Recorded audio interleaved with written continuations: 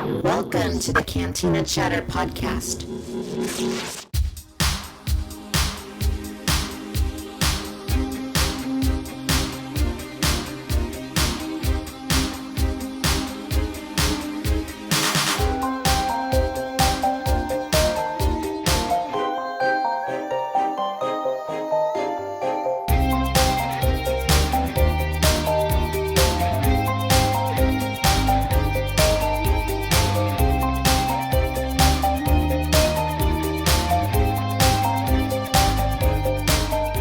Hello and welcome to the Cantina Chatter podcast. My name is Victoria and I will be your host on this galactic adventure through Star Wars, toys and collectibles, pop culture, and randomness from the 80s and 90s.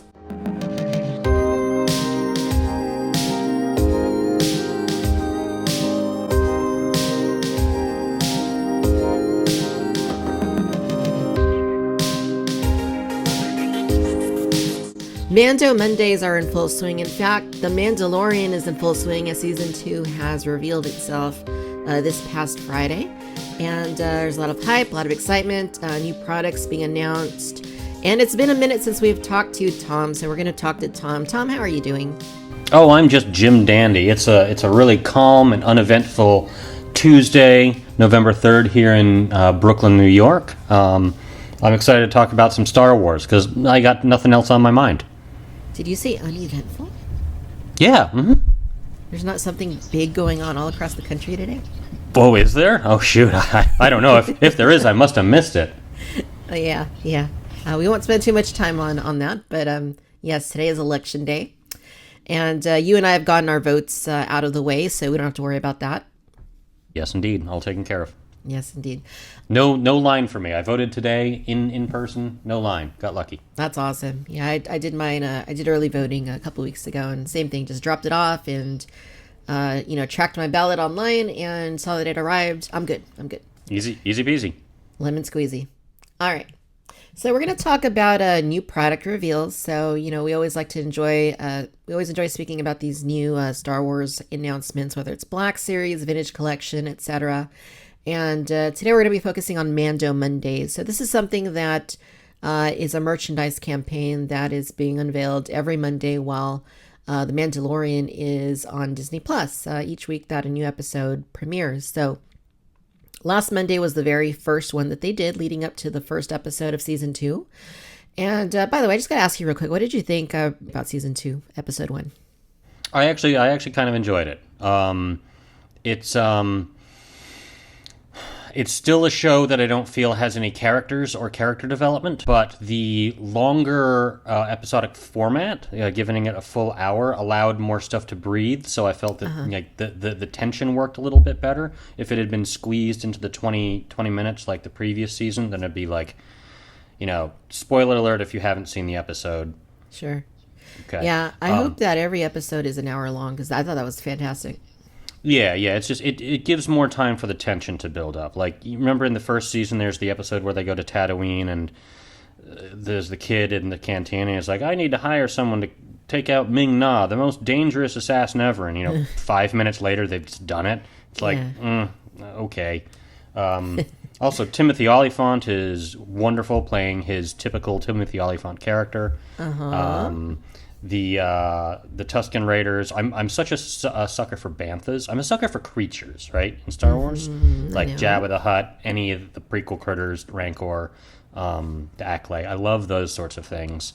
So the giant crate dragon was really fun for me. I still think the show needs more main characters so that there can be character development, to allow for arcs that are based off of that, rather than a quest of the week thing. Gotcha. Yeah, no, that makes sense. And have you noticed what's going on over on the VC Twitter account? No, I have not. What's been going on there? We're no longer Victoria's Cantina. We're Vantha Tracks. Oh, yes. Sorry, that's right. Yes. We're big fans of Cobb Vanth, I think. And is that his name? Cobb Vanth, and we can't get enough of the guy. Oh my God, I'm totally there with you. I love Timothy Olyphant. I love him. He's a delight in everything. even Scream 2, he added some class to. So Yeah. Oh yeah. yeah, give me more of him, and you can sell me an action figure of him, and probably one for my wife anytime. Sure. The first thing I saw him in, I think, was not the Fast and the Furious, Gone in 60 Seconds. And I've always really liked, because I like cars, and I've always thought that film was badass. And, Nick Cage and everything. So I've never seen that one. But Scream, it would have been Scream 2 for me. right on. Because I didn't know who he was at the time. I just Well, started he's just like to a little recognize. kid in that movie. Yeah, yeah. Mm-hmm. Anyway, so let's talk new arrivals. So or new releases. The first thing that was announced last week, that they focused on vintage collection. That's what they've been doing these past couple of Mando Mondays with, in terms of Hasbro, and that's really cool to see. So these aren't really shockers. They had kind of alluded to, and the leaks had suggested more Mando figures are coming. But we've got Moff Gideon and the Armorer. Yep, I pre-ordered mine right away. Even if I'm not the biggest fan of the show, I'm very excited to get those on vintage collection style card back, because that'll look awesome in the display. And I love Gus Fring. Sure, So, sure, and I'm very. good toys are good toys. If Yeah, whether or not you enjoy the source material. Like I have toys that I haven't even seen the movies of, because they're just so Oh good. yeah, But yeah, so they yeah, look amazing. They just look amazing. They do. They do. These are definitely 2020 vintage collection figures. They're not 2010 repaints that have been re-released with photo row where the eyes are printed on the foreheads. No, these look fantastic. Yeah, they're really top notch stuff. I'm excited to receive them. Yeah, the card art in both of them too is really good. Especially Moff Gideon. He's just like brandishing that dark saber and looking pretty badass. So. I know. I hope in season 2 of the show he shows up as for less, for a little bit more than just a brief cameo in an episode. Yeah. Having a constant presence, a constant villainous presence through the season would help build some of that tension that I'm looking for. Totally. I'm all here for it.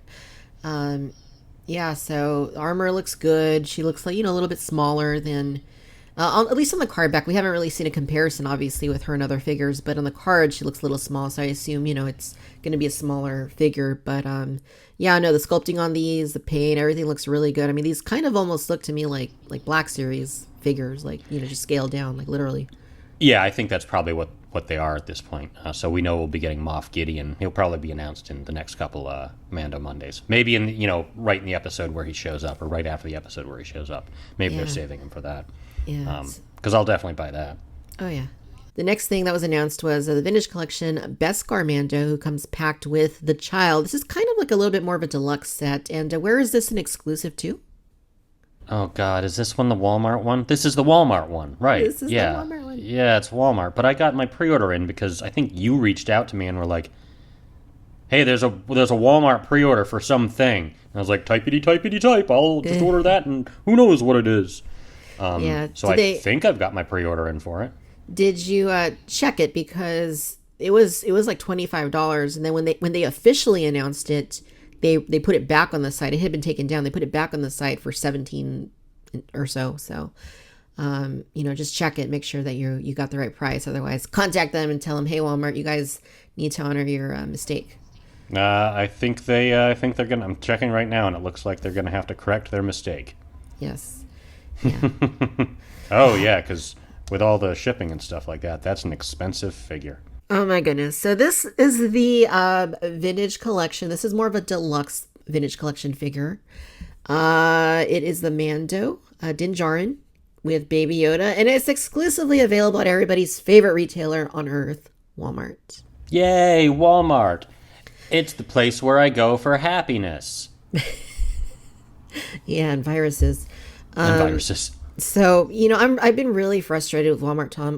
They've been handling the wave that we talked about for Black Series, the exclusive wave that they've been getting for, it's based on the Clone Wars Season 7. We talked about it in depth. Fantastic wave. Everybody was over the moon about it. Probably the most exciting wave of the year.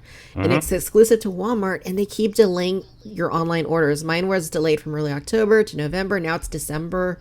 Meanwhile, they're hitting stores, and a lot of people are very afraid that they're going to get cancellation notices.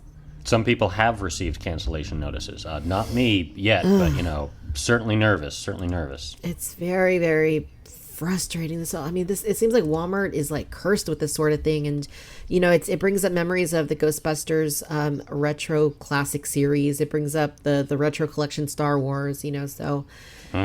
Hopefully we don't have any problems with this latest release for the vintage collection. I'm at least glad that I don't collect the Black Series to keep in packages, because I'm certain that they'll come smashed to bits. So, we'll see. We'll see. This is really cool, though. We finally have Din Djarin with a certain feature that we didn't have before. What's that? He has a swappable head, and the alternate head doesn't look terrible, unlike another revealed swappable head Mandalorian. It doesn't look terrible. You're right. In Bosk's Bounty, Tim from Bosk's Bounty, one of my co-hosts over on the Vintage Collection podcast, he actually has this. He's already reviewed it on his YouTube channel, and it looks a lot better in person from what he's shown on his video. Yeah, very cool. Very cool. Very cool. And this is our first The Child in the Vintage Collection scale, and it's a really exciting thing. It's it's almost a year later, but it's still exciting. He comes with a pram, and people are going to eat this up. It's just weird. It's a Walmart exclusive or something that people are going to absolutely want to have, but it is what it is. Well, wasn't there a Target exclusive Black Series one that showed up last weekend? Yeah, last week? So Target did release a pre-order, which, like all Target pre-orders, they go in seconds. But thankfully, Target's pretty good about once the actual product releases, they keep it in stock relatively well. So I'm not too worried about that. I did miss the pre-order, but... Tell that to my G.I. Joe Cobra Island. Oh, yeah, G.I. Joe's a whole different animal. Yeah, I don't understand it. They're both Hasbro, obviously, but I don't understand how one gets treated so differently. Yeah. But yeah, so this is basically the 6-inch version of this set, isn't it? Yeah. Except that one's face looked not good. Although I've seen some photos of someone that I guess apparently has it, and maybe it looks better in person. But the initial display photo they showed did not do Pedro Pascal the service he deserves. Yeah, hopefully, the final product will look better. But yeah, it does look kind of bloated. It looks a little weird. We'll see. But either way, more Mando, more the Child. Even though, I've told you many times that the Child is too small in Black Series. Yeah, you're not wrong. Yeah. Well, the math is the math, right? The math's never wrong. So, anyway, so we're going to fast forward to this week, and then we'll go back to last week for the last item that was revealed last week. But this week, while we're on the topic of the vintage collection, surprise, surprise, another Mando. Yep, this one just himself in the Mandalorian, the Beskar armor. Cool. Sweet. Yeah, no, it's cool. I got my pre-order in. Yeah, the armor this time is all clean. It's not like battle scored. Yeah, so that's pretty fun. It is fun. I'm not a huge fan of the card back, though. I think he looks a little weird on the card. I don't have the card back up. It's just sort of his face, right? This one? Yeah, the standalone release. It just I don't know, like the positioning of it just seems a little strange to me. Yeah, it's sort of like he's turning away from the card. Yeah, it's just like the positioning of his helmet or something. I don't know. It just doesn't seem very symmetrical or something. Yeah, it's. I think a lot of the time with these, they tend to have the character facing more like screen left. That way it would be like he's looking towards towards what we're looking at. Maybe I'm mistaken there, but I think that would help this one a bit if that were the case. Maybe. But yeah, it's not the best card art. No, the season 1 one was really good that they did earlier this year. Yeah, that one was great. Yeah, I don't know. Too bad. Yeah. Too bad about this one. And speaking of, I wonder why the deluxe version doesn't come with like the card art. It only has Mando. It doesn't have the Child with him. Yeah, I'm looking at that picture right now. Mysteries. Yeah, I don't know. Maybe they didn't have a good picture of him where they squeezed it in together. That's too bad. Yeah, it's hard to believe that they wouldn't have a picture of Mando and the Child together. That would be suitable for. It's okay. You will receive a carded the Child with your Razor Crest. That's true. And with any luck before then too, there'll be another opportunity for the Child on Vintage Collection card. But yeah, I just want to remark that this is a really good wave. So, you have Best Garmando, you have the armor, you have Moff Gideon, you have the new Rogue One Darth Vader, and Captain Rex. So, a really well fleshed out wave. A lot of figures that people have been asking for, other than maybe Vader, but and well, Captain Rex too, because it's of the version of Captain Rex that they went with. But Yeah.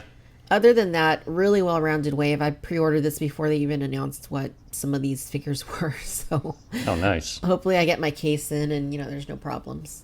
Yeah, benefit of ordering a case is you should get it all in minty crisp condition. Theoretically, anyway. Yeah. I went to a Walmart recently on one of our upstate trips and actually stumbled across the current wave that's out there. They had most of them in both the Walmart and the Target. So I finally got I got two Chirrut Imways, nice crisp condition. My Hondo Onaka, crisp condition, and ARC Trooper 5s, which I did not succeed at pre-ordering back whenever he was available. So I've got that set of figures. I was very excited to receive those. Yeah, so Amazon does this weird thing where they have the figure available, but sometimes they remove the listing. So if you try and access the listing for the item, like it just goes to a picture of a dog and says, "Uh-oh, something went wrong." Right. But if you already ordered it, or if you have it saved like in one of your lists, you can actually add it to your cart. And that's one of those figures for some reason, like you can't like click on the link and pull up the figure, but like I had already ordered it before, so I'm able to go back and buy another if I wanted. It's regular price. Oh, cool. It's weird. Hmm. One of those weird Well, Amazon things. Yeah, it's weird, but I lucked out and found him in the store. Yeah, it's the best. That is the best, Tom. All right, so the retro collection. This is controversial. This is like the last Jedi of toy reveals. Ooh, yeah, this is this is very controversial and something that I didn't really expect or anticipate, but let's talk about this because like you're saying, people have really mixed feelings on this. The or the retro collection was brought back last year, something that was just meant to kind of be like a one-off thing, recreating the vintage sculpts like on the same retro card backs and offering them at Target for a limited time, just like oh hey, come buy this. And then it actually exploded, didn't it? They were actually really popular. It was super popular, I guess, super successful. So they continued it this year where they released 6 Empire Strikes Back figures, which was great. And last year they gave us a brand new vintage style Grand Moff Tarkin, a character sorely missing from the original toy line. Yeah. This year they gave us another Luke Skywalker. This time he has a yellow visor over his face. So, okay. But I was really hoping for the next set of things to be Return of the Jedi focused, with maybe giving us a new Hutt Slayer Leia figure, a character, an action figure that was sorely missing from the original toy line. Yeah. But instead, we are getting Mandalorian figures from the modern television series. Yeah. And that annoyed me. I'm irritated about that. But like keeping that in check to like the this isn't end of the world stuff. I think it's cool that it's happening. I'm bothered that it's not the focus that I would rather it be, which would be unreleased characters from the original movies. Right. But I understand that their perspective on things is strike while the iron is hot on whatever the current property is. And the Mandalorian is whether I like it or not, it is gangbusters. It is a saving grace for Star Wars right now in a time when it's generally like, people are pretty angry about it. So, like the Razor Crest, I think this was probably a smart choice, even if it's one that irks the bejeepers out of me. Yeah, no, I feel pretty similarly. I expected it would be Return of the Jedi, and I don't know if at this point they're going to kind of hold that until the 40th anniversary of that movie. But hope not. Yeah, I don't know. Obviously Retro Collection's making enough of a splash for them to give it attention and expand it, so maybe that's a good thing, but I don't think, we necessarily thought they would expand it towards Mandalorian, but you're Right. totally right. Strike while the iron's hot, follow the money. It's on Mando.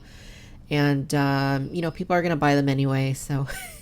Yeah, I mean, I knew I wanted at least one set, and I decided I want a second set as well to open up.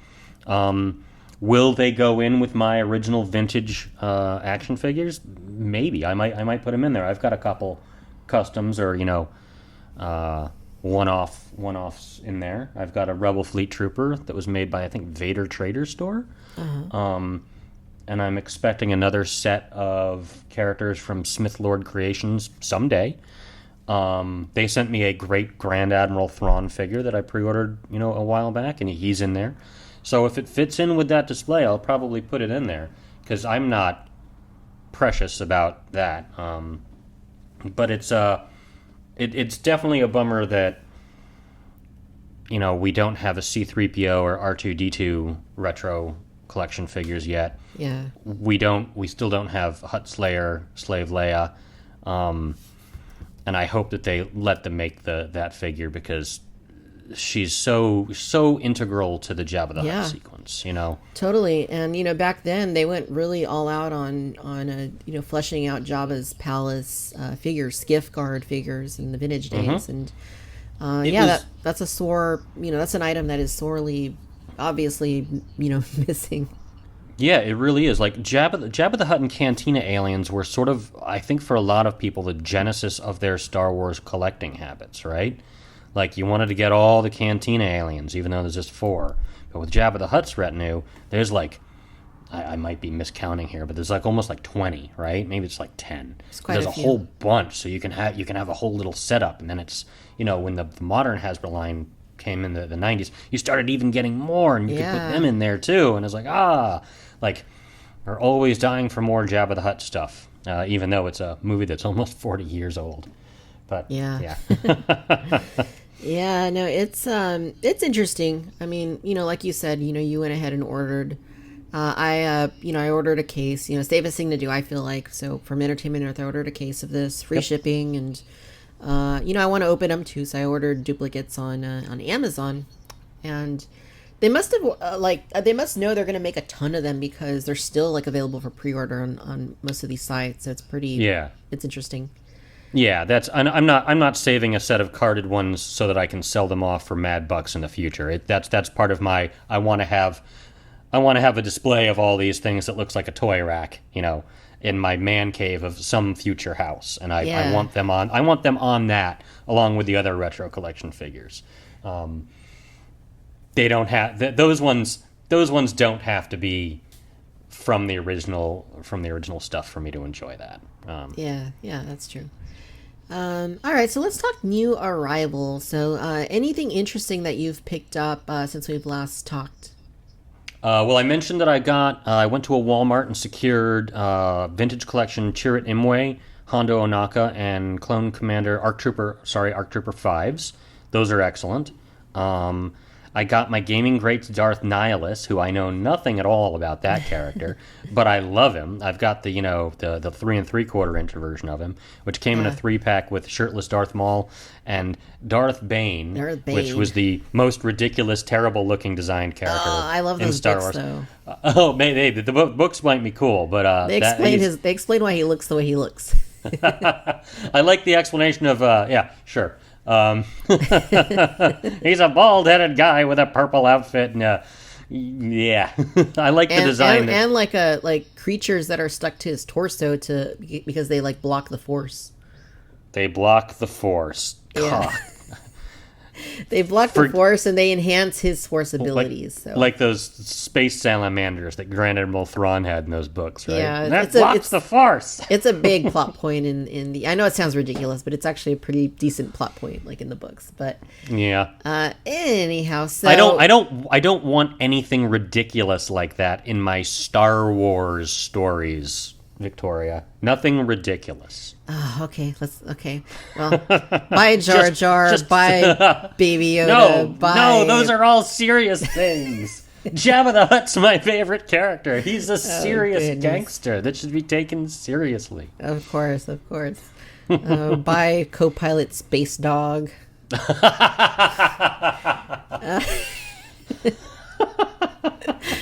Yeah. All right. I So also got Cad Bane. you got Cad Cad Bane. Bane. He arrived yesterday. I've wanted Cad Bane for years now, and I finally have him, and he's delightful. I didn't succeed at getting the one that came with Toto, which is a bit of a bummer. But the likelihood of Toto ever really being the focus of a display that I'd have set up anyway is small enough that I was like, whatever. But Cad Bane is Yeah. awesome. Do you have him yet? Not yet. Actually was helped out with that one by on Twitter, malnurtured Snay, who was kind enough to order me an extra. Or as it worked out, he ordered two of that one. He actually ordered two of the armor as well, and I kind of just put it out there. Hey, if anybody has extra of these, I missed the pre-orders. So he was nice awesome. enough to say, "Hey, Victoria, actually, yeah, I ordered two. I'll send you my extras." And we're still working the details of that out, but yeah, no, I'm expecting to receive those. So yeah, I'm excited. Oh, fantastic. Good deal. Good deal. Glad to hear it. Yeah, I'm looking. I'll get the normal armor as well. But yeah, wait till you get Cad Bane. Good deal. So yeah, credit collection has been arriving as well. I haven't received all of them yet. So far I've gotten IG-11. He was the first one. I got the Heavy Mando from Best Buy, and I've gotten Cara Dune from Target. I actually found her in the stores. I was surprised. Are you collecting credit collection? Nope. Nope. Yeah, it's not really necessary. I mean, Yeah, I've got the original releases on these. yeah, I mean, I like, they're in vintage 6-inch cards, so, if they just came in boxes, I'd probably still buy them, but I wouldn't buy two of each. But since they're like on vintage, I'm like, ooh, vintage packaging, and Oh yeah. Hasbro knows where to get us at this point. They know where to pull those strings. So And it's also really cool that they're stylized after the paintings that are at the end of the Mandalorian, which I would argue is the best part of the Mandalorian, and that's. That's also not even really intending to throw as much shade as it sounds like. The paintings at the concept art on the end of that show is like I would buy a book of each one of those things. yeah. They're gorgeously rendered things that are really, really, and the music going along with it, they're fantastic. So selling basically that in an action figure form makes total sense. That'd be a good screensaver, just like all the end credits from all the Mando episodes with the soundtrack playing, just on a loop. That'd be a great screensaver. It really would. Or for like a Yule log, right? Yeah. Put it on Netflix for the holidays. Yeah. Ba-da-dum, ba-da-dum-dum-dum. All right, so gaming greats are also starting to ship once again. Gaming greats have been it's been a pretty big thing in 2020. Mm-hmm. GameStop has exclusively been carrying these, and most of the time they're retools or repaints. The one that's been very new-ish, and it's mostly new parts, is Darth Nihilus, and that's interesting that he's an exclusive rather than a mainline thing. But I don't care. All I know is that I have him, and that the turned out freaking fantastic. Yeah, he's really, really great. He's just a great, creepy-looking character. I know nothing about the character at all. I never played those games. I know about the Darth Revan stuff because Yeah. it's sort of like even if you haven't seen The Sixth Sense, you know what the ending is. Yeah. Darth Nihilus, I know nothing about, but he's got Darth in the title, and he looks really cool. So, he's a win for me. Yeah. I started playing the first game. I never quite finished it. It's just I don't know. But Wait, do you know how it ends? I know how it ends, but Oh, okay. yeah, Okay. I never finished playing it. But yeah, later on I learned how it ends. I shouldn't have looked it up, but I did. I know, right? Anyway. So yeah, gaming greats. Also, I really was impressed with the Scout Trooper that they've the latest one. The Scout Trooper is actually really, really cool. I've not seen that one. I mean, I saw pictures of him, but because I've already got a Scout Trooper, I'm passing on him. Yeah, he's a good one. He's good. Holiday figures. So Oh, I love them. I think my Best Buy one is arriving today. very cool. That's the repainted Sith Trooper that comes with, I want to say Babu Frick and Lando Calrissian's scarf. And I've already received my ugly holiday sweater Phase 2 Clone Trooper with holiday scarf Porg and hockey stick accessory. Yeah, I don't know. They're, I still maintain that these are weird. Nobody asked for them, this and that. Yeah. Everybody knows, even Star Wars or Hasbro had to fight to get them made. But You ain't wrong there. I got the first one in last week. It was the GameStop version, the one with the clone trooper with the Christmas holiday sweater, the Christmas jumper. Oh, is that a GameStop one? Yes, Oh, and yeah, that's the one I've got.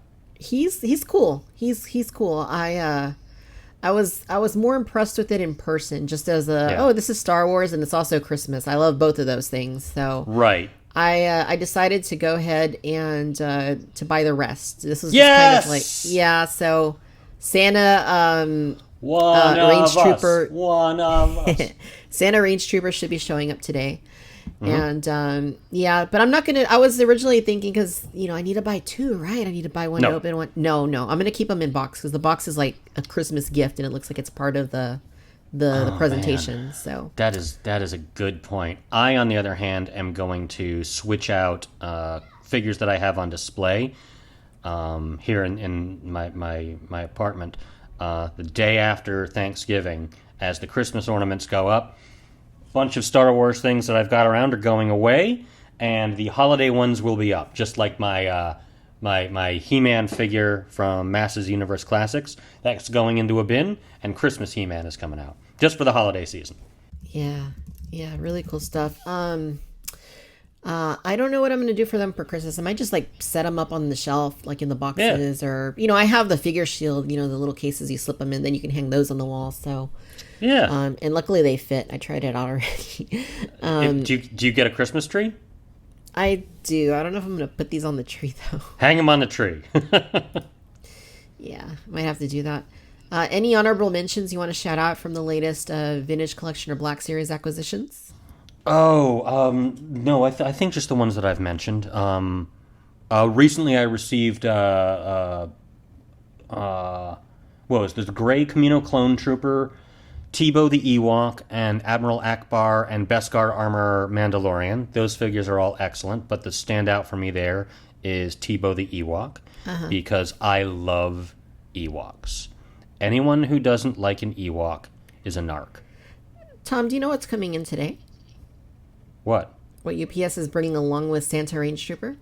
What? My Hot Toys Wicket. Send me pictures. I will.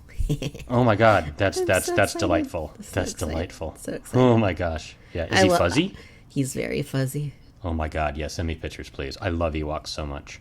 He's almost as adorable as Cad Bane. Well, I don't know if I'd go that far. Yeah, no. I think Cobb Vanth might have a little bit of an edge there. Anyway, yeah. So no. I love Ewoks too. I love them in any scale. They're great. Yeah. So no, this is yeah, I agree. That's the best figure of the wave for me. The detail is just so crisp, so sharp. He looks awesome. Yeah. More Ewoks, please, Hasbro. More Nobody's going to Ewoks, complain. more Ewoks. More. Any Ewoks you want to give us? Lumat. Chief Chirpa. Chief Chirpa. Tebow. Well, no, Tebow's already out. We got Tebow. Wicket. Wicket. We need Wicket. He's. They're gonna do Wicket. They got to do Wicket at least. War Rag. Marok. Yeah. Nisa. Gimli. Skipper.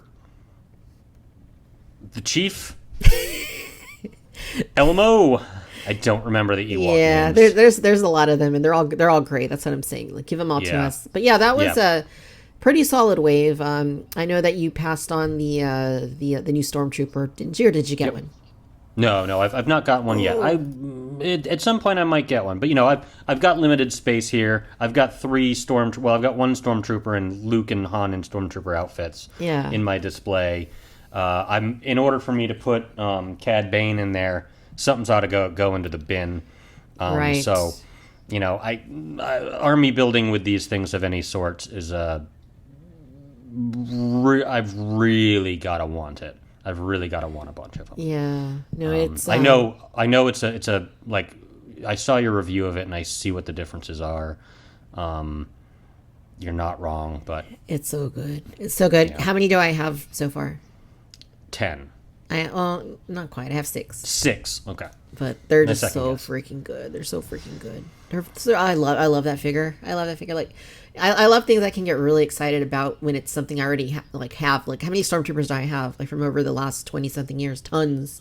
But Oh, like this makes me really, really excited. Yeah, no, that was a solid wave. I haven't gotten yeah. around to opening my 6-inch Mando yet, the Beskar version. But no, I was really pleased with that wave overall. And same with Vintage Collection, like you mentioned that you found those at your local at a Target. Yeah, I found them at Target too,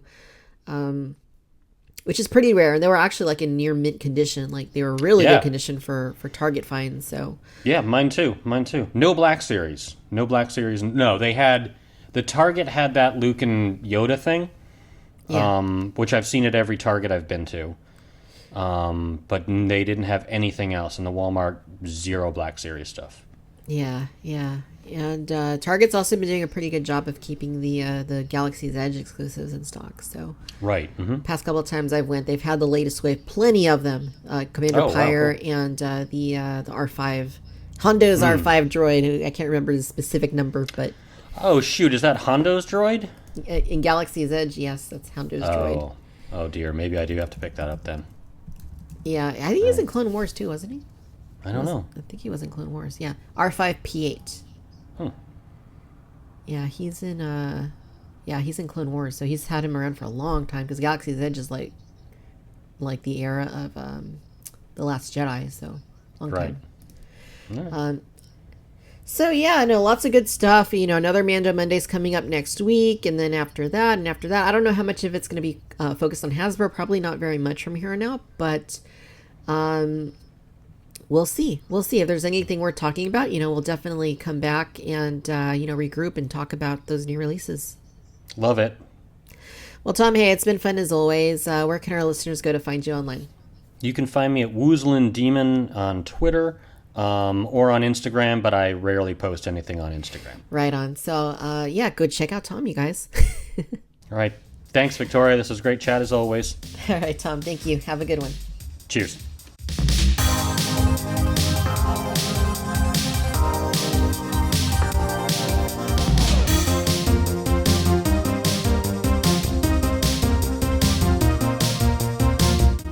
All right, so in other news, The Mandalorian is back. The hit show that kicked off nearly a year ago, this month on Disney Plus is in full swing. The hype is in full swing, and they're dropping a lot of merchandise. So it's all about Mando right now in the world of Star Wars collecting and in the world of Star Wars in general. Wouldn't you say so, Dave?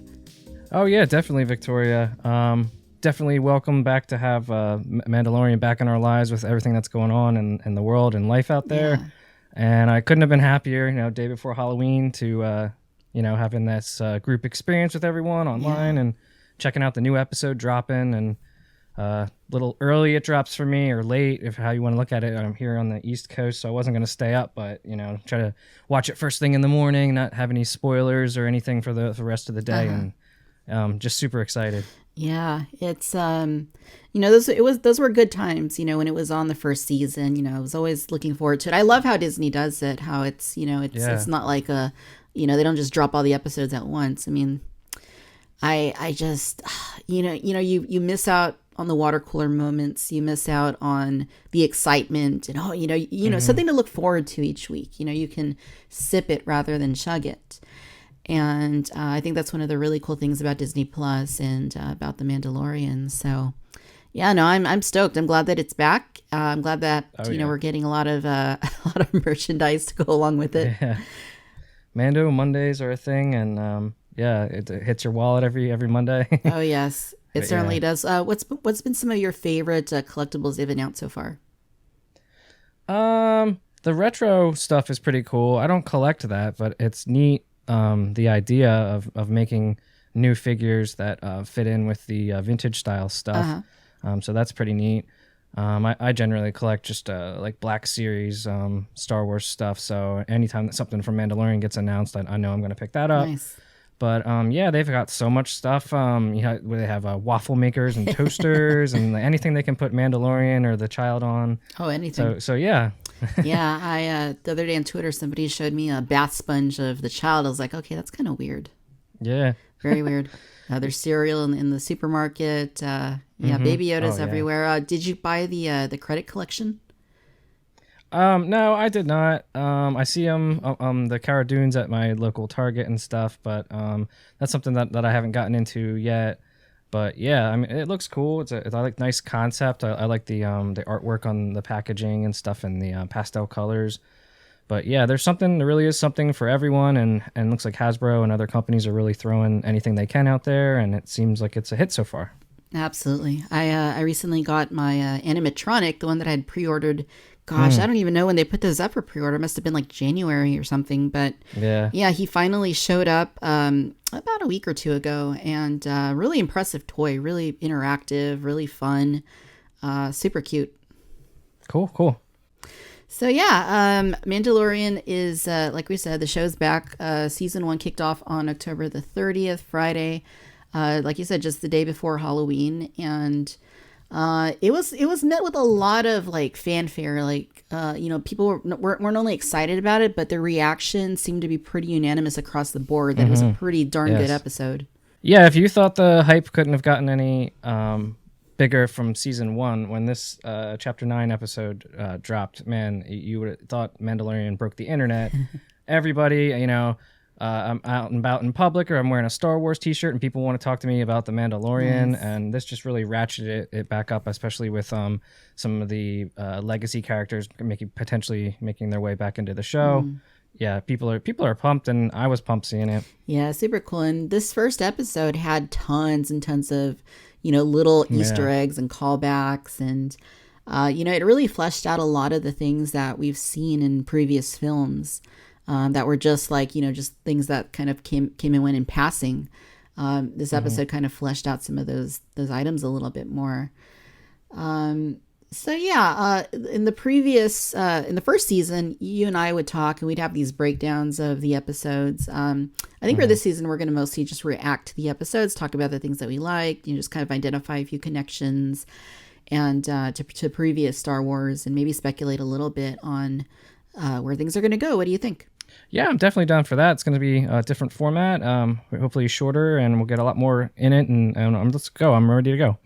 All right, let's do it. So in this very first episode, it kind of opens up with Mando and the child on an unidentified planet, and they're kind of walking through. You see these red glowing eyes, and we never quite see the creatures, but if you look on the walls, it seems like there might be some Easter eggs hidden, like in the graffiti that's on the walls. Did you notice that? Yeah, I definitely saw some, looked like droids, possibly C-3PO or other things, and it really reminded me a lot of Star Wars Rebels and Sabine. Yeah. I think they had shown this in the trailer, and I had speculated maybe it was Lothal. But yeah, there's a lot in there, and I haven't seen everything. I haven't seen any breakdown videos or anything, but I know there's a ton of stuff in there, and there might be even a Darth Vader helmet or something I think I saw. Yeah. But yeah. It's interesting you mentioned Sabine because, there's been rumors that she may appear in the season. So I wonder if that is kind of like a Sabine thing where, they're just kind of dropping the crumbs here and there. And that's kind of the first thing that they've left. Yeah. And I just think this season, as we're getting into the second season, I'm really starting to notice it seems like it could be a sort of a sequel series to some of the animated things that we've seen. Of course, they were, helmed by Dave Filoni, who's now executive producer on this show, The Mandalorian. So yeah, there's definitely got to be something there with, if it's true that we may see a Sabine Wren. Could be an Easter egg later on later in the season.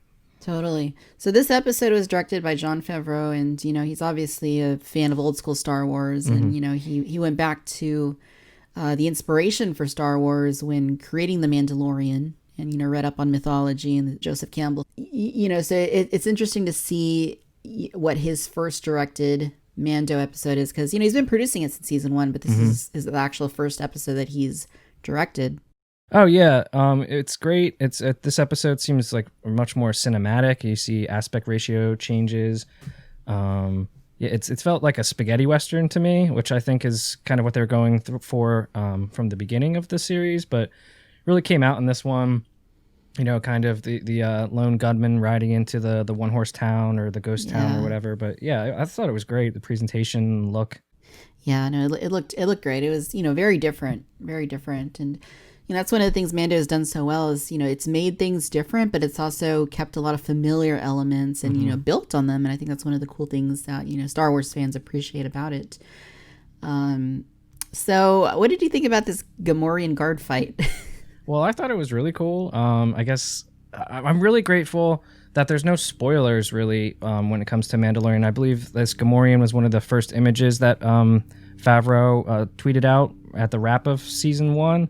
And we get it right away in the episode, and of course the trailer seems like it was cut from mostly the first episode, and I'm just glad that that's all out of the way. You get into episode 1, you see some things that you've seen in the trailer, and we really don't know where we're going in this season, and I really appreciate that there's not a lot of spoilers when it comes to this and most Star Wars in the Disney era. Yeah, that's one thing I truly appreciate about Disney Star Wars is, even more so than when Lucas was in charge, the leaks are far more minimal. Like, they're not spoiling things in the trailers, and that stuff's great. So I think in the previous season we were talking about that episode that had the I guess I don't know if they were Saurans, they were Trandoshans. Like, I think they were Trandoshans like Bosk, but they attacked Mando in one of those episodes. So this time we have the Gamorreans, and for a little bit I kind of felt like like they looked good, but they do look a little bit different than Return of the Jedi ones. What do you think? Yeah, their costume is different. They don't have all the guard armor on like they do in Jabba's palace, and they're don't have shirts on. They kind of look like what we would in our world of boxers or something, and they have their axes and they're battling. And of course, with the advent of the modern technology and stuff like that, they look much more agile than something we would have seen in Return of the Jedi. So yeah, it was great. Yeah, they look a lot skinnier, but I was reading on I forgot who said it, but apparently they're female Gamorreans, so okay, maybe that's why they look thinner. I don't know. Yeah. But yeah, no, this was really cool.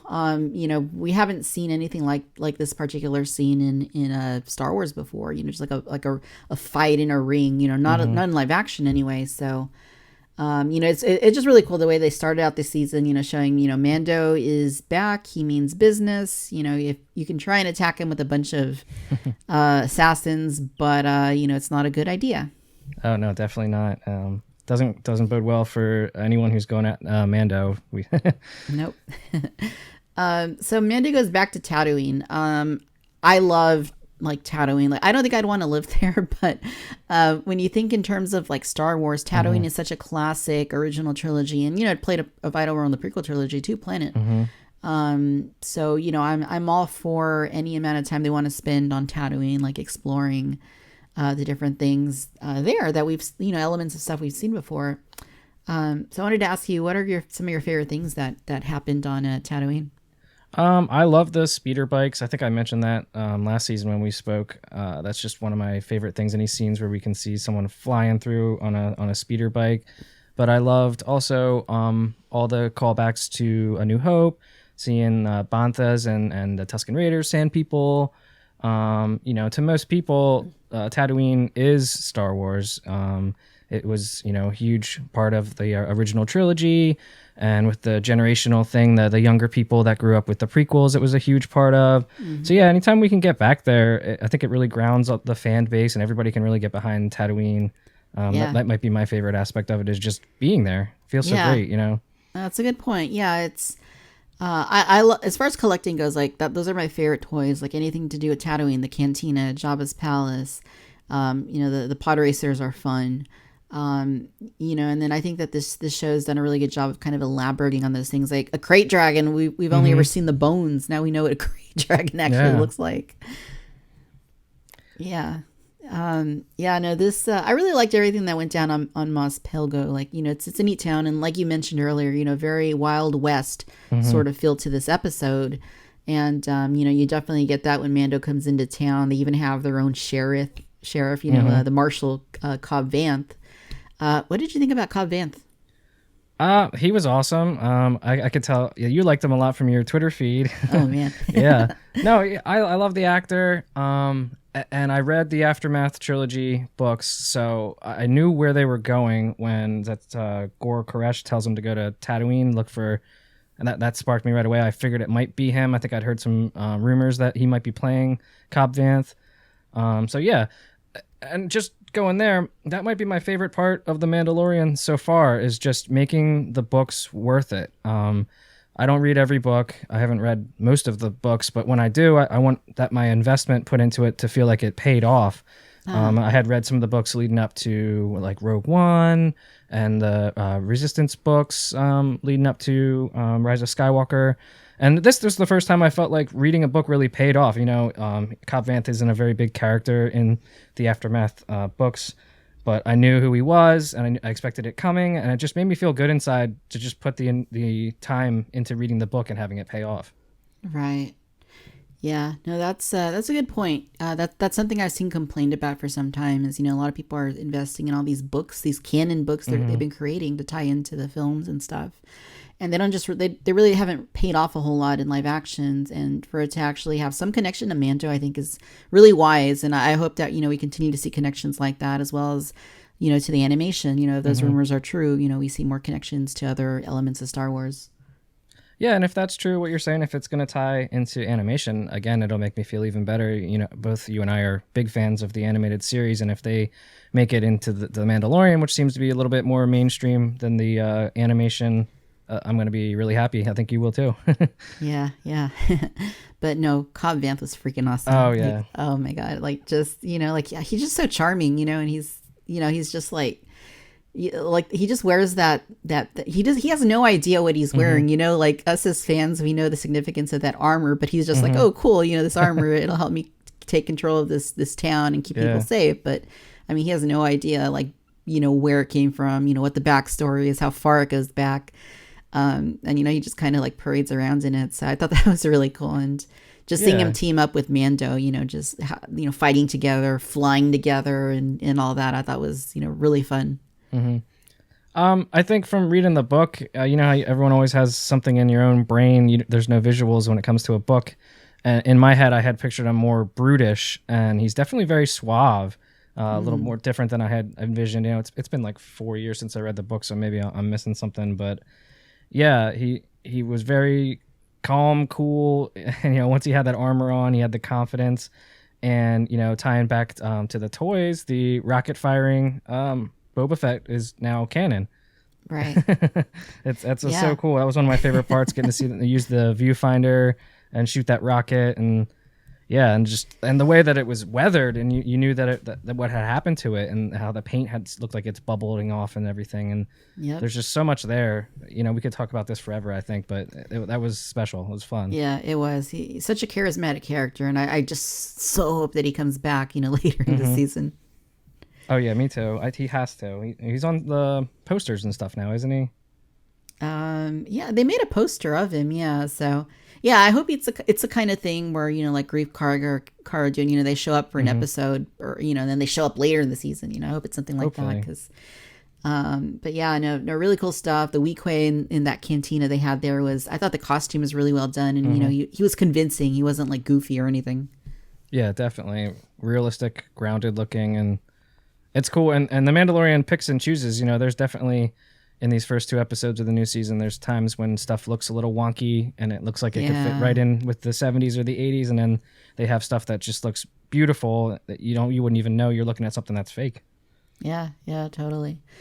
But no, this was a fun episode. It definitely tied into the Mando's long-term goal, which, you know, of course, was to find the child's, you know, family or his species, you know, send him back to wherever he belongs. You know, the Mando's obviously taking care of him, but, you know, he kind of got caught up in this little adventure he had to take part in order to further that journey. So, you know, it's always, there were a couple episodes in season 2 where they were just kind of, it didn't really seem like they were too connected to that larger picture of the child. But, I feel like so far this season, they're making it a little more, you know that he's actively searching for, the child's, you know, clan or whatever, but you know, they're still giving him room to go on these different adventures. So I think that's pretty fun. Yeah, we definitely shot out of a cannon right away with the first episode, chapter 9 here. And like, you know, to say what you said again, that we have a clear idea of the quest that he's on. And it's just, it was so much fun. It really, with a bang, and this was a fun episode. It was. And, you know, like we said, lots of Easter eggs. So it looks like Cobb Vanth, his speeder is built into Anakin's pod racer engine, one of the engines. So we saw that. It would have been interesting if he had the full pod racer, wouldn't it? Yeah, if he just rode up in it, that would be cool. That'd be interesting. But yeah, no, lots of stuff. The Banthas, the Tuskens. Getting to learn a little bit more about the Tuskens and their way of life. It's like I said, stuff that we've seen before. We're familiar with Tusken Raiders, but we've never really spent a whole lot of time like seeing how they live, other than when Anakin went and murdered them all. But well, Mando seems like he's this guy that can walk both sides of the Star Wars. He can be with the down and dirty, and he can, obviously he's going to be looking for some Jedi or something coming here soon. But it's nice to get and see, him sitting down around a campfire with some Tusken Raiders. He speaks the language and just really, showing them that they're people too, and something you never really thought of, before they were just these sand people that came out and stole stuff from you. Right. No, I totally love that. And I think that's one of the cool things about following a character that isn't necessarily a Jedi or a Sith or, he's just a regular guy for all intents and purposes. He's a Mandalorian, but he doesn't have force powers. He's kind of, just like down the middle, he's not like going out of his way to help with the Republic, or he's not helping. He obviously doesn't seem to care for the Empire either, because, what they did to his planet or, everything that happened in the past. So yeah, I think that's a really neat thing that they're following him. But yeah, no, it was fun. I mean, this episode was probably the most toyetic of all the episodes so far. I hope that, when all is said and done, hopefully sooner rather than later, we get a few toys of some of the stuff we saw in this episode. Well, did you catch Constable Zuvio at the Gamorrean fight in the beginning? Yeah, is it Zuvio, or is it just like the helmet? Because I know we saw a guy that looked like that. It just looks like him. I'm not sure if it actually is him or stuff, but if it was him, that's cool. They might take a toy that never made it into the movie or was cut out of the movie and kind of make it canon. But I thought that was cool. Yeah, I know that in Solo we saw something that looked like that too. So I don't know if it's that character, or if it's Zuvio. Obviously they were using a lot of the props from the sequel trilogy, and the other films. So. But no, yeah, I agree. That's really cool. And I mean, hey, R5D4. Oh yeah. Totally forgot. Yeah. No, that was awesome. And there's so much stuff that they put in there like that it doesn't take away. It's not forced in there. It doesn't take away to someone who's not entrenched in all the Star Wars lore, and it really adds a lot to the people who are. So it's awesome. Yeah, totally. No, so this was really fun. Is there anything else you'd like to add about this particular episode? No, I don't think so. I think we covered most of the. Oh, we missed one thing at the end.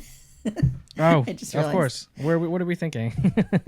People would have murdered us if we went away without talking about that. Right. Yeah.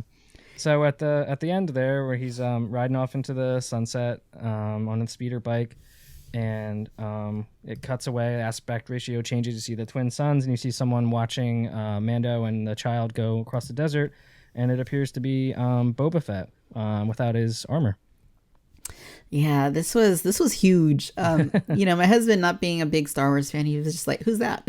And I'm like, "Dude, this is freaking Boba Fett." I went and got my figure, and I showed him. He's like, "Oh, okay." Like, he doesn't really know, but he kind of knows. But no, this was huge. And there were rumors that we would see like the armor, and I know one of the the TV spots had kind of like the Boba Fett helmet or rocket or something. But to actually see the guy, just kind of wandering out in the desert, just kind of looking. I mean, we don't know anything about him at this point. We don't know his intent. We don't know what he's doing. All we know is that that's freaking Boba Fett, and all we can do is hope that we see more of him. Yeah, I mean, I knew the actor's face right away, Tamara Morrison. He's aged perfectly into what the age of Boba Fett should be, how we're watching here in The Mandalorian. And it was just nice to see his face again. He was the face of the clones from the and Jango Fett from the prequels, and just really brought everything home. And he looks like the character Boba Fett's seen a lot. He's got the scars on his face because his eyebrows are burnt off, maybe from the Sarlacc pit or something. But I'm sure we'll find out. And yeah, I mean, I just wondered if that was him that we had a shot in the last season. I don't know what you thought, if that was maybe another character, but maybe maybe. I'm not sure if it was Boba or if it was Cad Bane, because, you know, his he kind of sounded similar too. You know, he had the armor, but yeah, you know, it's interesting, and I assume that, you know, we'll learn more about whatever is going on with Boba and, you know, that backstory later on. At least that's what I'm hoping. Yeah, and maybe it's possible he's been tracking Mandalorian this whole time. It looks like he's dressed in Tusken Raider clothes. He's definitely got the weapons of a Tusken Raider on his back. So maybe he's been there before and we, you know, haven't noticed him before.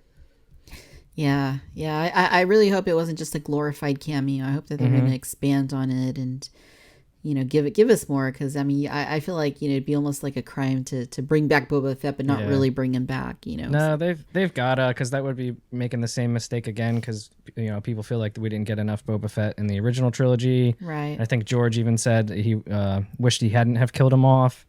But, yeah, so I think they will. Yeah, I hope so too. Really, really, really cool. And then, you know, we have the next episode, which debuted this past Friday. So yeah, Mando's continuing his adventure. It starts off with him on Tatooine, and, you know, that left me a little bit optimistic that the Boba Fett thing would come back into play because, you know, he's still heading back, obviously, to the Razor Crest so he can take off. Tell me what happens in these first 5 minutes of this episode. Well, it picks up right where the last episode left off, and he's, you know, motoring through the desert on the speeder bike. And I guess it appears these are, I don't know, maybe bounty hunters or somebody just looking to, you know, ambush him. And there's 3 or 4 of these guys, and they set up like a rope, a wire, you know, kind of like the Ewoks did in Return of the Jedi, and just knock him right off of his bike. And it seems like right away they know that they want to get at the child. They say, grab the child. Yeah. And Mando, you know, he really gives them a fight and takes them all out. And the way he used his jetpack and everything was really cool. That was brutal, but it was so funny. I was just like cracking up. My husband was like, "Why are you laughing? Somebody died." Like, that's funny. Like, just the way he did it. Like, yeah, take the rocket. Didn't expect that, and then just thud. Thud. Yeah, he just comes back. Brilliant. Yeah. So no, this is really cool. So, you know, what I really like too is that we got to go back into the cantina once again. Yeah, that's fun, and it looks different than it did in the original trilogy. You know, time has passed, but, you know, we understand the significance of what's going on there, and it's fun. And like we said in the last episode, it's just comfortable. It's Star Wars. Yeah. And I noticed that the same aliens that were like the frog lady that we're going to talk about, she was in there in the first season. So was Dr. Mandible. Yeah. You know, they were in there. So I kind of would have liked to have seen a little bit more of a diversity in terms of the aliens, or, you know, maybe see a few more. But in any case, I'm always happy to go back to the cantina. That's just, I mean, just when you think about that, like after all these years, you know, there's still live action Star Wars where we go back to the cantina. That just in and of itself, I think is pretty amazing. Yeah, I mean, in my head, I'm thinking, you know, okay, this is after Return of the Jedi. What's Luke doing now? What's Han doing now? You know, would they still come here someday or something? I don't know, but yeah. Just kinda, and to anyone who's not a hardcore fan, it's just it's a bar that they're at, you know, which is great, and that's fine too. So yeah. So no, this was fun, and, you know, it kind of, obviously it tied into the previous episode. It also tied into the greater Mando story of, you know, he's trying to get the child back with his clan. But you know, there's another side quest that comes into play because I guess he needs to help out this frog lady, which, you know, we don't really have a name for her. We're still calling her Frog Lady. He needs to help her before he can get some information as to where to find more Mandalorians. Yeah, I would say this episode, it felt like a side mission, like you said. It was, you know, not my favorite because we come off the high of the last episode, which might have been the best episode of the series yet. And not everyone can be the best one ever. So that's fine. But yeah, it's a side mission, and I think I watched this episode like 3 times, and there's a lot there. Then if you watch it and you kind of watch the mannerisms and the acting and stuff of the characters, there might be something a little nefarious going on here, which maybe might be elaborated on in episodes to come. But yeah, there's more than meets the eye. It seems to some people they get bored by a side quest or something. But I think if Clone Wars or Rebels is anything that has shown us something in the past is, watch out. This episode could mean a lot more down the road. Yeah, that's interesting. Yeah, no, that's an interesting line of thought. Yeah, I agree. This episode for me wasn't as good as the previous one. But it still did something different. We hadn't quite been to like an ice planet like this and just seen a little adventure. It's always cool seeing the X-Wings again. And that kind of happened pretty early on where, the X-Wings show up and Mando tries to escape. But, bad idea because it kind of seems like had he not gone through all that, they probably would have ultimately let him go. Yeah. But, yeah, no, he's basically got stranded on this planet, the snow planet, which they didn't give us the name of the planet, did they? I don't think so. Yeah, so he got stuck on this planet and... yeah, he had a little side quest adventure with these unexpected creatures that I thought were really, really, really scary. Yeah, are they supposed to be the same creatures from Rebels? That I don't know. I know they look identical to the concept art that Ralph McQuarrie did, but I don't know if they're supposed to be the same ones from Rebels because those weren't like. I mean, maybe it's a variant of that. They were definitely different, but I don't know if it was something between live action and animation, because obviously, the people don't look the same as they do in live action. Right. But yeah, seeing that from the concept art come to the screen, which is something that they did a lot in Rebels, is really cool. Yes, and that's true. Man, is that creepy? I hate spiders. I do too. And seeing that, it's nightmare is what that is. Yep, totally. And I mean, these weren't just spiders. These were like there were some really big spiders in here. And thinking about ways to die in the Star Wars universe, that would be one way I wouldn't want to go down. No. Creepy. Yeah, snow or ice spiders or whatever they were at that. But yeah, no, it was cool seeing Baby Yoda. And he had a little more to do this time around, didn't he? Yeah, he kind of drove the episode, in other episodes, he was always just kind of there, early on, he was the MacGuffin that drove everything. And then he was kind of there to use his force powers to save everyone when they needed saving. But this episode really focused on him, kind of made him the central character, and his wonder and his mischievous demeanor, whatever you want to call it, kind of really led the events of the episode. And it was funny. It was delightful to watch, and then it turned scary. Yeah. And he kind of freaked out too, right? All the eggs trying to come to life, and he like ran off, like yelling, like, yeah. He's a little too brave, I think, a little too brazen in a lot of these instances, and that obviously gets him into trouble more often than it doesn't. So.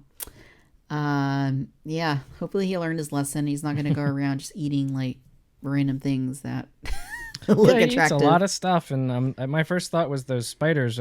Before I knew they were spiders, I was like, "Is he going to get sick? Is this episode going to break our hearts?" But yeah, he's got to tone it down. Really getting everyone in a heap of trouble. But Yeah, can we talk about the music? Yeah, let's do that. I'm a big fan of the music in this series. Everything is great, and the more you hear it, the greater it is. But we got some new music here for the child, and it's very plays up the wonder and the innocence, and it to me sounds a lot like a John Williams style. I kind of thought of I don't know why I thought of like Home Alone was like the first thing that I thought of. It's kind of how Williams did with like Kevin and the wonder of Christmas and stuff, and that's what I thought of. But I think he does a great job in this show. Yeah, I love the music in Mandalorian, and it's they always make it familiar enough to like what's been established for Mando in terms of the music, but they also introduce like you're saying, like new themes or new pieces that kind of expands on it. And yeah, I totally agree that's actually a really good comparison to Home Alone. Some of especially whenever it focused on the child, it was just kind of like cutesy music that was trying to like kind of a little wondrous and curious, and then that's when the danger comes. So yeah, it almost remind me of like when Kevin goes in the basement when he's afraid of the furnace or something. Yes, totally. So Dave Filoni was back in this episode. Yeah, he's Trapper Wolf, I guess. I had to look up the name of his character, but yeah, that plays a lot back into maybe you thought. Let's see, that was episode 6, The Prisoner. This episode really ties back into that, and you thought maybe that was just a side mission or something, which appears that this one wasn't, and they tie back in, and I guess the same guy, Trapper Wolf, was there, and I guess is what tips him off to the Razor Crest, right? Yeah, definitely. So, it kind of also tied back in then to that previous episode, the prisoner. So no, that was really cool to see. And like I said, the X-Wings are always fun. And just the way it kind of ended with them sort of saving the day after, Mando's trying to escape these guys and they end up saving his life. It was an interesting way to end it. I thought it was kind of cool. Yeah, and like we were saying earlier about the spaghetti western feel, they seem like they were the deputy sheriffs or something that ride into town with their long rifles and they save the bad guy, and let him go. But that's like a feel that the vibe that I got. I watched I rewatched the Fistful of Dollars trilogies in quarantine earlier this year.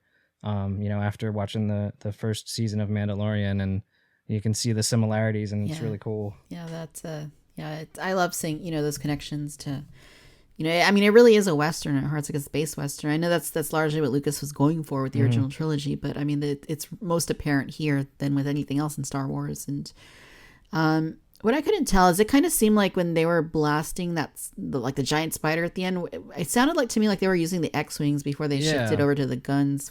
Is that what you thought as well? That's what I thought at first, because it reminded me of the way, not so much that the X-Wing sounds in the actual films, but it sounded like the toy X-Wing, the old the Kenner one from the 90s. That those were like crappy electronics, you know what I'm talking about? That's funny. So that was my first reaction, but I just rewatched it today, and it almost sounds like maybe it's just the rifles echoing inside the Razor Crest. So I don't know, it could have been, but yeah, it seems like there was a lot of fire going on early, that it could have been the X-Wings taking that big spider out, and before they actually landed and got the rifles. No, neat stuff. And I wouldn't be shocked if that was some sort of a connection to the toy, because we obviously things like the troop transport in season 1, they're very, very cognizant of previous Star Wars, not just in terms of the lore and the movies and the expanded universe, but also in terms of like actual merchandise. So I love seeing those connections like that. And I think for a lot of us, the toys are more a part of how we perceive the property than the actual film or whatever itself. So everyone's growing up on Star Wars. We've got going on the 3rd generation of Star Wars fans. So if that's what they're trying to do, plant the toys, it really roots more back into how you perceive the property is through the toys, which I think that's really smart. Yeah, no, it totally is. So just speculating on where things might be going this next episode, what do you anticipate? Well, based on what we saw in the trailer, I was very curious as to what the heck happened to the Razor Crest. Now we know, and it appears he's actually going to limp it to the planet that they're going to for the Frog Lady. So, and I think there's some more stuff in the trail that we saw, and he's going to meet that mysterious character, I suppose. And that's really all I can draw from what we've seen in the trailer. But hopefully he comes across some more Mandalorians, whether they're a small group themselves, if they have somehow, been living on this planet after the Purge, if we find out more about that.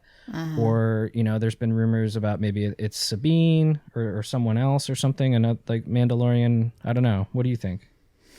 Yeah, it's hard to say. I mean, I feel like it makes too much sense that they, would... I think it's obvious they're going to continue, the story of the Frog Lady and, him getting her to her destination and her husband and, whatever intel he needs to get. But like you said, things might not quite be what they seem, and maybe there's some other surprises that await wherever he's going. And obviously he needs to get that ship fixed, because he's not going to get very far unless, that's got to be his priority right now too. Yeah, and I guess what I alluded to earlier, first couple of viewings, I didn't really see this, but watching this again today, I think there might be something going on with the Pelimoto character. And the way she acts when he comes back into the cantina almost seems like she didn't expect him to make it back. Huh. That's interesting. I don't know. That's just what I saw. I was looking for more because I honestly thought this was one of the, it was a little more boring of an episode. It was a side adventure, so I'm inferring some things, looking for something that's not there. That's interesting you mentioned that, because I know a lot of people online, or not a lot. I know that some people online have said, they're not huge fans of Pelimoto. I really liked her in season 1, and I liked her in the previous episode. But in this episode, I kind of felt like I didn't like her quite as much. And I don't know if maybe that was like you're saying, maybe there's something, some ulterior motive, or I don't know. I really don't know. I wouldn't be surprised if somehow, because there was definitely a change in the tone of the acting from when he first lands. The jubilation to see the child again, and when he shows back up in the cantina, and the way she's like moving her head all weird and talking differently, and it almost seems like did those what do we want to call them, bounty hunters or whatever, that tried to ambush him, did she give up some information somehow or something? And is it possible that he's being set up again with the frog lady? I don't know. Yeah, but it's weird. If there is some plan, I kind of feel like the frog lady wouldn't be aware of it. She just seems too nice or something. Yeah. But I've got my tinfoil hat on here. No, that's what the speculating is all about. We never know. I do hope that we go a little deeper in the next one too, beyond just the side mission aspect. I hope there's a little bit more of a tie into the long term, to the bigger story. But I'm sure it's going to be good, whatever it is. I mean, there hasn't been a bad episode of Mando. They've all been enjoyable. They've all been fun. Some better than others. But I would like to see a little bit more attention go to like the broader story. With Moff Gideon and the purposes of why they want this child. What are their plans? Who is the child? I'd like to learn a little bit more about all of that, and I suspect that in time we will. But I guess we'll have to get through some of these side missions first, huh? Yeah, I think that I feel like I'm starting to see a pattern. It's starting to feel like some of the animated shows, most particularly Rebels, was a lot like that. You thought you wanted more of the story. What's Fulcrum up to? What it's Ahsoka. And you always had those side missions, and they seemed not important until they weren't. Then until they were very important. So. I feel like maybe, we've seen what this arc of this season is going to be. He's looking for more Mandalorian to find Jedi. And I think there will be a couple more side missions like this, like there were in the first season. And I think that's Filoni's style. And it keeps us coming back. If every episode is a major revelation, it's going to maybe get boring. It's going to give us a little bit, have us come back. And I'm fine with that. It makes leaves room for discussion. We don't get all the answers all at once, so it's a fun ride. Yeah, I anticipate that it'll be like the first season, like the more Imperial heavy stuff came at the end of the season. And I kind of feel like with this one, maybe we'll get a little bit of it before, but probably the heavier aspects of the season will come later, which is fine. The season's gonna run through when we're in this is gonna be week 3. It's gonna run until the last episode will be 18th of December. So yes, 18th Christmas. December. Yes. Okay. Yeah. So, we'll have a little bit more time to enjoy the series, and I know you're here for it. I'm here for it. And oh yeah. So is everybody else. It's Mando. And big fan of the way they release this, as you were saying earlier. You and I both big Jurassic Park fans, and it was nice that we finally got a animated series on Netflix, the Camp Cretaceous. But, it dropped all at once, and we didn't all get to sit here and talk about each episode with one another. Everyone's on their own pace. So I really like this. I'm glad Disney's doing this. Yeah, I am too. Love it. Anything you want to add? Oh, no, I think we covered most everything. But, yeah, fun stuff. Yeah, great stuff all the way around. Really looking forward to this Friday's episode.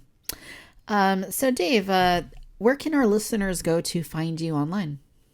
Oh, I'm on Instagram under Jurassic Dave 93. Also on Twitter under Jurassic Dave 93, and I have a YouTube channel if you want to look that up. Don't have a whole lot of videos, but there's something there. But yeah, if you want to talk to me about anything at all, anything pop culture related, Star Wars, hit me up. I'll feel free to talk to anybody. So yeah, thanks for having me on. Thank you. It's been fun. Glad we're finally able to talk Mandalorian once again. Yeah. Last time we talked Mando, you and I, it was before the world went crazy. Long ago. It feels so long ago. Yeah. So, it's nice to be able to talk about it once again. And, it's one of the good things going on right now in the world. So, I'm happy about that. And no, I appreciate it. Looking forward to talking more Mando with you after another couple episodes. All right. Thanks so much. I'll catch up with you next time. All right, Dave. Take care.